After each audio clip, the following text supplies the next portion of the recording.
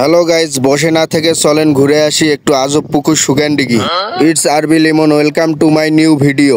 বাড়ি থেকে বের হয়ে 30 টাকার ভাড়া 170 টাকা দিয়ে 30 মিনিটের রাস্তা 1.5 ঘন্টা ঘুরে প্রাকৃতিক পরিবেশটা উপভোগ এবং দুই বন্ধু মিলে গল্প করতে করতে চলে গেলাম।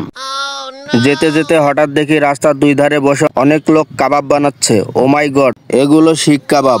সো গাইজ, গ্রামের কিছু মানুষ এখনো আদিম যুগের ঐতিহ্য ধরে রেখেছে। তারা গরুর গোবর শুকিয়ে লাকড়ি বানাচ্ছে। সবুজে ঘেরা মাঠ, মাঝখানে বয়ে গেছে রাস্তা। কি অপরূপ দৃশ্য! গ্রামের এই মনোমুগ্ধ পরিবেশে ঘুরতে কার না ভালো লাগে। কথা বলতে বলতে একবারে সুগানডিগির কাছেই এসে পড়লাম আমরা। যাক, এবার ঘুরে দেখার পালা। আগের তুলনায় বর্তমানের সময় অনুযায়ী এখানকার পরিবেশটা অনেক সুন্দর। এখানে মানুষের সমাগম সবসময় থাকে।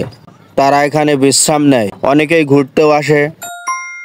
1947 সালে হোসাইন মোহাম্মদ এরশাদ সরকারের আমলে সৌন্দর্য বর্ধনের সংস্কার করে দিঘিটি হোসাইন সরোবর নাম দেওয়া হয়। নামকরণ করা হয়, কিন্তু সুগানডিগি নামেই সবাই চিনে।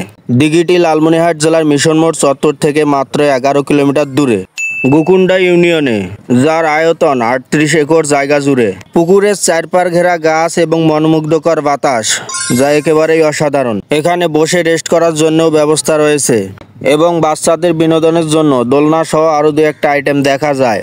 ফ্রিতে ঘোরার মতো একটা অসাধারণ জায়গা। ও মাই গড, এটা আবার কার বাড়ি? না, এটা কারো বাড়ি না। এটা কিছুদিন আগে আয়নাঘর ছিল, তবে এখন জাদুঘরে পরিণত হয়েছে 24শে গণঅভ্যুত্থানের পর।